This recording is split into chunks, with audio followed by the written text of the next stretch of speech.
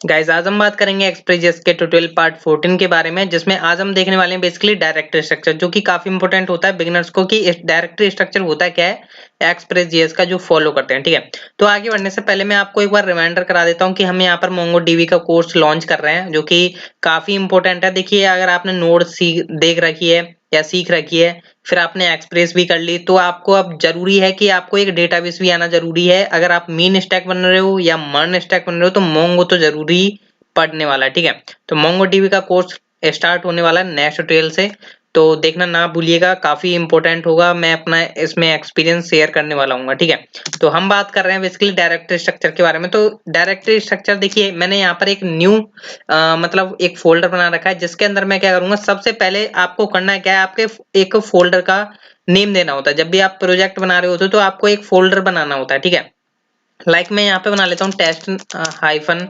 Project name से। ठीक है गाइस, मैंने ये बना लिया।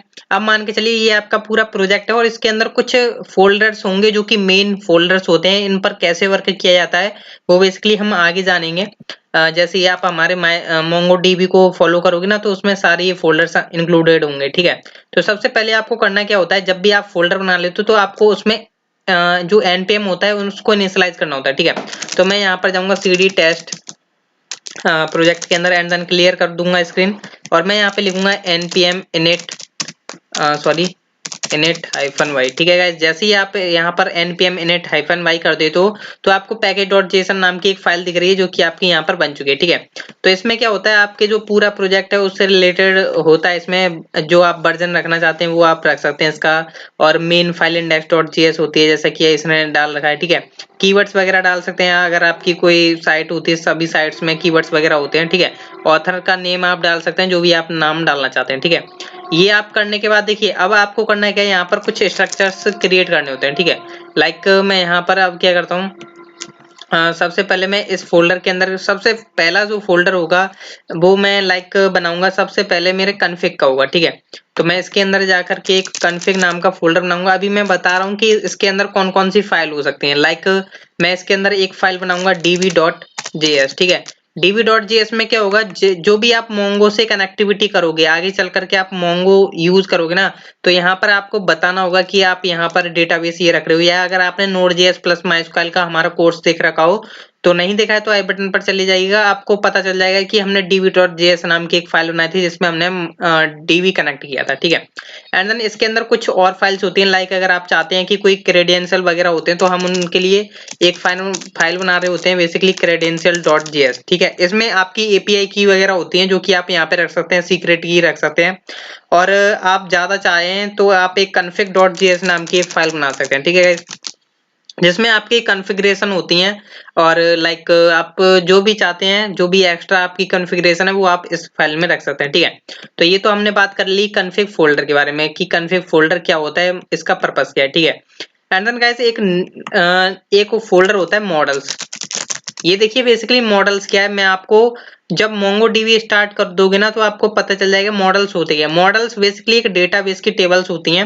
लाइक मान के चलिए आपके डेटाबेस में एक टेबल है, बेसिकली हम उससे टेबल्स नहीं बोलते हैं, उसको बोलते हैं हम कलेक्शन। ठीक है, कलेक्शन बोलते हैं, और उन कलेक्शन का नाम हो सकता है लाइक यूजर्स डॉट जेएस। ठीक है, मतलब यूजर्स डॉट जेएस नाम की एक हमने इसके अंदर फाइल बना दी। ठीक है, और इसके अंदर हम अपने मतलब स्केमा वगैरह क्रिएट कर रहे होते हैं, तो वो हम यहाँ पर बना रहे होते हैं। बेसिकली ये फोल्डर की जगह फाइल बन गई है यहाँ पर, सॉरी मैंने यहाँ पर क्या कर दिया है, फोल्डर बनाना था, मैंने यहाँ पर फाइल वो सॉरी मैंने फोल्डर बना दिया, यहाँ पे फाइल बनानी थी। ठीक है, तो users.js। ठीक है, इसमें क्या करेंगे हम, बेसिकली कुछ स्केमा एंड मॉडल्स को डिफाइन कर रहे होते हैं। ठीक है, लाइक अगर आप MySQL से कनेक्टिविटी की हो, तो आपके पास यूजर्स नाम की टेबल है, तो आप उसका स्केमा यहाँ पर आप बताएंगे।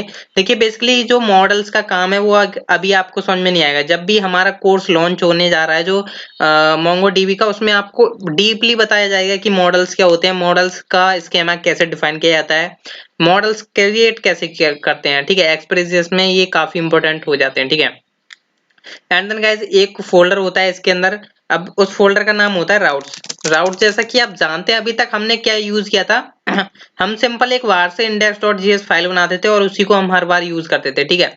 पर जब हमारा यूजर्स नाम का एक राउट होगा, वो सॉरी मॉडल्स होगा, तो हम उसी का एक सेम फाइल बना रहे होते हैं लाइक users.js। अब आप बोलोगे कि यहाँ पर भी सेम नाम है इस फाइल का, यहाँ पर भी सेम नाम है। बेसिकली ये हो गई हमारी राउट फाइल एंड देन ये हो गई हमारी users.js फाइल। अब आप बोलोगे कि दोनों फाइल्स का नेम सेम क्यों है, ठीक है। देखिए आप सेम नेम रख सकते हैं पर अलग अलग फोल्डर में रख रहे हैं, लाइक इसलिए हम सेम नेम रखते हैं जिससे कि हमें पता चल जाए कि ये वाला जो मॉडल है, यूजर्स नाम का जो मॉडल है, वो बेसिकली इस राउट से कनेक्टेड है। मतलब क्या होगा, यूजर्स नाम की एक टेबल मान के चलो, अभी मैं आपके दिमाग में सेटल कर देता हूँ। माइस्क्ल में एक टेबल है आपके यूजर्स नाम की, ठीक है। अब उस यूजर्स टेबल पे आप क्या क्या परफॉर्म करना चाहते हैं टास्क, लाइक सिलेक्ट, जो जितने भी CRUD ऑपरेशंस हैं वो आप इस राउट में डिफाइन कर दोगे, ठीक है। मतलब कि जो आपकी रिक्वेस्ट आ रही हैं लाइक गेट या पोस्ट, वो आप डिफाइन करोगे एंड देन यहाँ पर आप क्या करोगे, उसके ऊपर सेट कर दोगे कि हाँ ये आएगी रिक्वेस्ट, अब हमारा ये मेथड चलना चाहिए, मतलब CRUD ऑपरेशंस। तो हम इसलिए हम यहाँ पे राउट्स डिफाइन कर रहे होते हैं, ठीक है। एंड देन गाइस यहाँ पर एक फोल्डर होता है व्यूज। अगर आप यहाँ पर एपीआईज वगैरह क्रिएट करेंगे तो आपको जरूरत नहीं होगी, और यहाँ पर आप व्यूज रख सकते हैं लाइक मान के चलिए index.pug, ठीक है। पग नाम की आपने सॉरी फोल्डर बना दिया मैंने, यहाँ पर फोल्डर नहीं बनना चाहिए, यहाँ पर हमें बनानी है फाइल, ठीक है। Like index.pug। अगर आप पग के बारे में नहीं जानते तो बेसिकली जान लीजिए, क्योंकि काफी इंपॉर्टेंट हो जाता है। आई बटन पर आपको लिंक मिल जाएगा कि पग टेम्पलेट इंजन कैसे यूज किया जाता है, ठीक है। अगर मान के चलिए आपकी कोई एरर्स आती हैं लाइक 404, तो आप उनके लिए भी व्यूज बनाओगे लाइक, तो आप क्या लिखोगे 404.pug, ठीक है। ऐसे आप एरर पेजेस भी बनाओगे, तो इसके लिए हम यहाँ पर व्यूज बना रहे होते हैं, ठीक है। एंड देन गाइस एक नेक्स्ट फोल्डर होता है, काफी इंपॉर्टेंट होता है, आप जानते होंगे।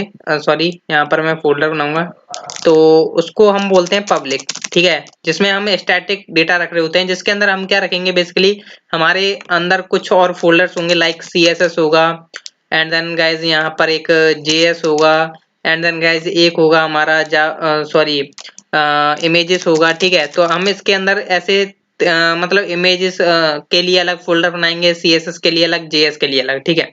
तो इस तरीके से हम पब्लिक फोल्डर के अंदर काम कर रहे होते हैं। एंड देन गाइज एक अब यहाँ पर बात आ जाती है एक इम्पोर्टेंट फाइल की, जो कि होती है आपकी index.js बोल सकते हैं, या आप इसे app.js भी रख सकते हैं, ठीक है गाइज। तो यहाँ पर क्या हो रहा होता है, यहाँ पर आप जितने भी मॉडल्स हैं या आप यूज करो सॉरी राउट्स, तो वो आप क्या रखते हो, यहाँ पर भी रखते हो, ठीक है। यहाँ पर इनको यूज कर रहे होते हो राउट सॉरी राउट्स एंड मॉडल्स को। एंड देन एक जो एक मतलब एक होता है कंट्रोलर। कंट्रोलर नाम का भी एक फोल्डर होता है, जो कि आपको जानना जरूरी है, क्योंकि उसी से हम क्या कर रहे होते हैं, बेसिकली जितने भी मॉडल्स हैं या राउट्स हैं उनको हम यहाँ पर इसके अंदर क्लेरिफाई कर रहे होते हैं, लाइक कि कैसे उन पे टास्क परफॉर्म कर रहे होते हैं। लाइक अगर आपने MVC फ्रेमवर्क्स देखे हो, तो कैसे हम व्यू और मॉडल को कनेक्टिविटी करते हैं एक कंट्रोलर के द्वारा, तो कंट्रोलर का काम वही कर रहे होते हैं। लाइक अगर आप यहाँ पर यूजर्स नाम का एक कंट्रोलर बना सकते हो, ठीक है। तो कई तरह के डिफरेंट कंट्रोलर होते हैं, और सिंपल है, जब आप एक्सप्रेस यूज करोगे तो यहाँ पर क्या करना होगा आपको कि आपने npm इनिशियलाइज तो कर लिया, और यहाँ पर आप लिखोगे npm install एक्सप्रेस, ठीक है। एक्सप्रेस के साथ आपके बॉडी पार्सर वगैरह आ जाएंगे, एंड देन काफी और पैकेजेस हैं जो कि आपको यूज करने होंगे। तो ये बेसिकली एक स्ट्रक्चर होता है। एक सिंपल एक्सप्रेस जेएस या नोड जेएस में आप काम करोगे तो आपको पता चल जाएगा। तो यहाँ पर ये आपको फॉलो करने ही होंगे रूल्स। तो आप हमारे जो है मोंगोडीबी के लेक्चर्स देखिएगा, उसमें मैं आपको बताऊंगा कि कैसे कैसे हम इन फोल्डर्स के साथ वर्क करेंगे, कैसे हम लॉगिन रजिस्टर एपीआई भी क्रिएट करेंगे, एक व्यू से हम कैसे डेटा सबमिट करेंगे डेटाबेस में, वो भी हम देखेंगे, ठीक है। मेरे में ऑलरेडी इंस्टॉल है। अगर मैं आपको थोड़ा दिखाऊं तो मोंगोडीबी कंपास नाम का एक मेरे पास सॉफ्टवेयर है, जो कि मैं बेसिकली कंपनी के पर्पज से यूज कर रहा होता हूँ, और जिसमें अभी थोड़ा लोड होने में टाइम ले रहा है। एंड देन जैसे ही लोड हो जाता है तो मैं आपको बस एक थोड़ा इसका ओवरव्यू दे देता हूँ कि थोड़ा दिखने में कैसा होता है, ठीक है। तो ये एक इसका इंटरफेस है जो कि आपको दिखाई दे रहा है। अगर मैं यहाँ से कनेक्ट करूँ तो मेरा जो है कनेक्ट हो जाएगा। Basically connecting to local host cancel, and then guys यहाँ पे हम देख सकते हैं, यहाँ पर जो है आपके डेटाबेसेस वगैरह आ सकते हैं, ठीक है।